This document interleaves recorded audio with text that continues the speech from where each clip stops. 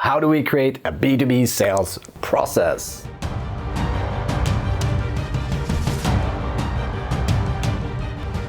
Process is one of those words that aren't really so popular in selling because for some reason we don't think we could have a process.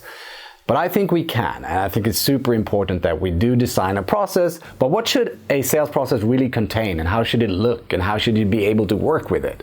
A lot of times we see processes just being a laminated piece of paper, which isn't very helpful.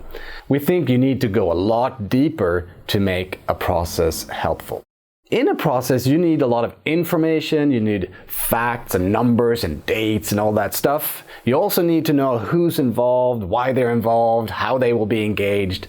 So the process gives you that structure. To design a B2B sales process, you need to know that there's much more depth to it than having 5 stages.